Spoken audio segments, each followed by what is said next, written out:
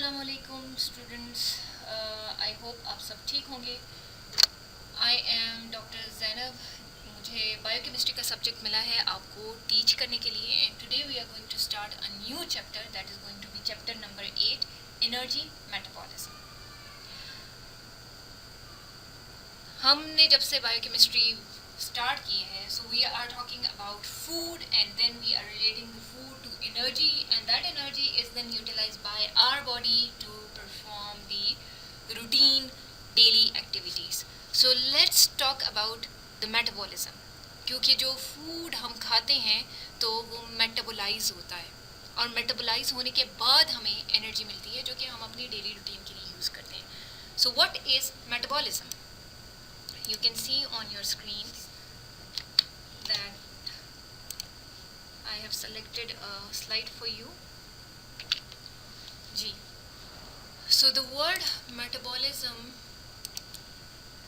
is a sum of the chemical changes that occurs in living cell and involve the breakdown, the word breakdown, and synthesis of stored energy sources. I have used the word sum. Sum means to add something, okay? Add, like we add 1 plus 1 is 2. So here we are going to add. So what do we say? Metabolism is the sum of chemical changes that occur in the cell. हमने जब biochemistry पढ़ी है तो हमने पहले कहा कि जितने भी मेटाबॉलिक रिएक्शंस हो रहे हैं वो बॉडी के अंदर हो रहे हैं, तो definitely they are going to occur in a location, और वो लोकेशन क्या है? वो है cell. Okay, what kind of chemical reactions are taking place? That will be either breakdown, यानी किसी चीज़ का तोड़ना, और there will be synthesis. Synthesis mean when you have to make something of the stored energy sources. The question is where is coming stored energy sources? Stored energy sources कहाँ से आते हैं? जो फूड हम खाते हैं। तो जाहिर बात है सारा का सारा फूड तो एनर्जी में यूज़ नहीं हो सकता, so some amount of the food is stored, so from that stored energy sources we are getting the energy. Okay, what is energy metabolism? यहाँ पे difference है। the word metabolism का क्या मतलब है? metabolism is the synthesis of the is the sum of the chemical changes. वो एक addition है। chemical changes will be either there will be breakdown or there will be synthesis of the stored energy. When we come to energy metabolism, so it means by the ways by which body obtain and spend energy from food. Obtain means हासिल करना and spend means खर्च करना. So we eat food, so body obtains the food and then we spend that energy. Okay, we eat food, we obtain energy, and then for our daily activities we spend that energy. So this is called as energy metabolism. The chemical reactions which are taking in the cell which is present in the body, either there will be synthesis or the breakdown of the energy sources. Stored energy sources are the food. जैसे हम food खाते हैं, for example हम food खाते हैं in the form, हम यहाँ पे बायोकेमिस्ट्री में बात करेंगे तो फूड के बारे में हम ये कहना चाह रहे हैं कि हम कार्बोहाइड्रेट्स ले रहे हैं, हम प्रोटीन्स ले रहे हैं, सो देयर ब्रेकडाउन होगी। Carbohydrates will be break down into monosaccharide. When we talk about proteins, proteins are going to break down into amino acid. So here the same, they are all going to give us the energy. When we talk about the synthesis, so the synthesis will be from these products we are going to make another product. Okay, so this is known as metabolism, and the word energy metabolism, they are almost same kind of things. यानी कि food खा के आपको जो energy मिलती है और फिर उस एनर्जी को आप खर्च करते हैं, उसको एनर्जी मेटाबॉलिज्म कहते हैं। और when we talk about the chemical reaction, यानी कि बॉडी सेल्स के अंदर सेल के लेवल पे कोई चीज़ बन रही है या वो टूट रही है, then we call it as metabolism. Let's go to the another slide, and that is about the types of metabolism. Okay, the metabolism as already in definition मैंने बात की कि there is either breakdown or there is either synthesis. So in the language of biochemistry, we will divide metabolism into two types. One type is called as anabolism. Please keep eye on your screen so you will be able to connect with me. And the other type is called as catabolism. Okay, one type is called as anabolism and the other is called as catabolism. I have made a differentiation over here. मैंने यहाँ पे दो sections में उसको लिखा है, तो आप दोनों को differentiate कर सकते हैं. So let's anabolism and catabolism over here. Achha. What is anabolism? Anabolism will come from the word, with anabolism we mean that the process, this is anabolism, okay? So by anabolism I means the process in which complex molecules are synthesized from simple molecules. The word synthesized is used here, जो कि मैंने first slide में use किया था, ठीक है? The process in which complex means difficult molecules. Difficult molecules मतलब बड़े बड़े molecules जिसमें बहुत सारे आपके पास अमाइनो एसिड, प्रोटीन्स और कार्बोहाइड्रेट, मोनोसैकेराइड, बहुत सारे स्ट्रक्चर से मिलके बना. They are synthesized from the simple molecules. For example, simple मतलब simplest form. जैसे हम कहते हैं कार्बोहाइड्रेट्स को अगर उनकी ब्रेक डाउन होगी तो वो simplest form उसकी क्या होती है, वो मोनोसैकेराइड्स में कन्वर्ट हो जाते हैं. So we have example, and the first example is that glycogen from glucose. ठीक है, glycogen from glucose. Many molecules of glucose. Glucose क्या है? ग्लूकोज हमारे पास कार्बोहाइड्रेट है.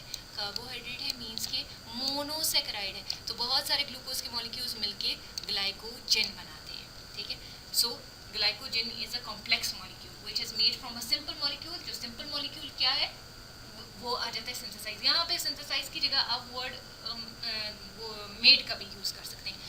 Now here we have proteins from amino acids. The simple molecules यहाँ पे क्या है?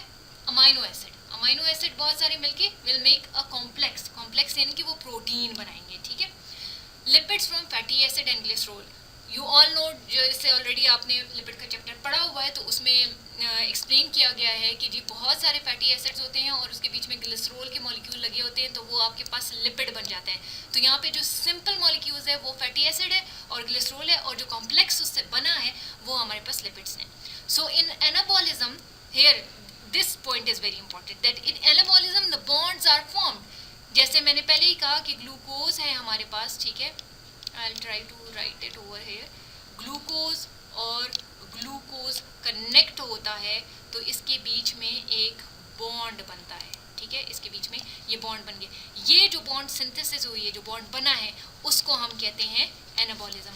और आई होप कि आपको ये याद होगा कि दो मोनोसैकेराइड के बीच में यानी कार्बोहाइड्रेट्स के बीच में जो बॉन्ड होता है उसको हम क्या कहते हैं? ग्लाइकोसिडिक लिंकेज कहते हैं. ठीक है, so the energy is stored in this form. जब आपके पास सिंपल मॉलिक्यूल से एक कॉम्प्लेक्स बड़ा मॉलिक्यूल बनता है तो तब बॉन्ड्स भी मिलते हैं, क्योंकि हवा में तो आप दो सिंपल मॉलिक्यूल्स को लटका नहीं सकते. You have to connect them, and when we are talking about biochemistry तो there will be bonds. Okay, and the bond over here is the glycosidic linkage and at the same time energy will be stored. ये जो हम बार बार कह रहे हैं कि we are storing energy, तो हमने एनर्जी साइट्स पढ़े हैं ना, हमारे पास लिवर है स्टोरेज के लिए, हमारे पास मसल्स हैं, so energy will be stored. This is all anabolism. Whenever simple molecules connect together to form a complex molecule and the bonds are formed and the energy is stored, that type of metabolism is known as anabolism. चलते हैं इसकी second type के ऊपर. ठीक है, the second type is catabolism. Catabolism, the word catabolism, जरा देखें इस लफ्ज़ को. तो ये मैं जब कैटलाइज करने की मतलब कैटाबॉलिज्म की बात कर रही हूँ तो दैट मीन्स कि ब्रेक डाउन आपके माइंड में आना चाहिए. The process in which the complex molecules मतलब बड़े बड़े molecules they are break down into simple molecules, that is known as catabolism. For example we have glycogen and we have fatty acid. तो ये देखिए पिछली जहाँ पे मैंने एनाबॉलिज्म पढ़ाया था, आई सेड के glycogen is formed from glucose. So here glycogen is a complex molecule which is formed from, glycogen किससे बनता है? जब बहुत सारे कार्बोहाइड्रेट के आपके पास यूनिट्स जो हैं वो कनेक्ट हो जाते हैं.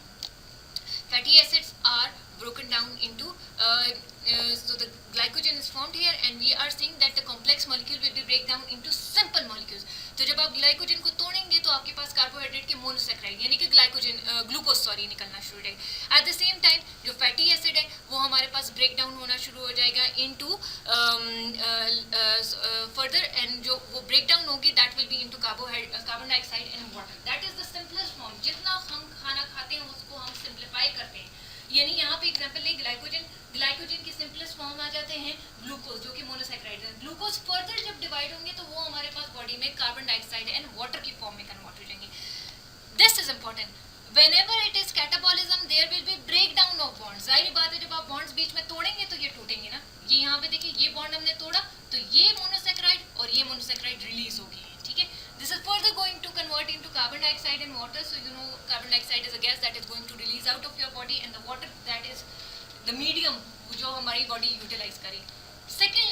Whenever there is breaking down of bonds, energy release होगी. बॉन्ड टूटेंगे तो एनर्जी रिलीज होगी, बॉन्ड बनेंगे तो एनर्जी स्टोर होगी. जब हम फूड खाते हैं तो वो हमारे पास कॉम्प्लेक्स मॉलिक्यूल जो है कन्वर्ट बनते हैं और उनके बीच में बॉन्ड लगते हैं और एनर्जी स्टोर हो जाती है. जब हमारी बॉडी से फॉर एग्जांपल हम कोई एक्सरसाइज कर रहे हैं, इधर उधर चल रहे हैं, जा रहे हैं, तो हम एनर्जी को यूज़ कर रहे हैं, ठीक है. तो तब क्या होती है, कैटाबॉलिज्म होती है. बॉन्ड टूटते हैं, एनर्जी रिलीज होती है और हमारी बॉडी को एनर्जी मिलती है, ठीक है. So this was today's topic जिसमें हमने इंट्रोडक्शन दिया है मेटाबॉलिज्म का और उसकी दो टाइप्स हैं, एनाबॉलिज्म और कैटाबॉलिज्म पढ़े हैं.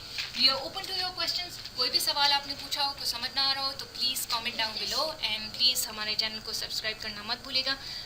मिलते हैं आपसे, इस टॉपिक को कंटिन्यू करेंगे और इंशाल्लाह नेक्स्ट लेक्चर में. तब तक के लिए अल्लाह.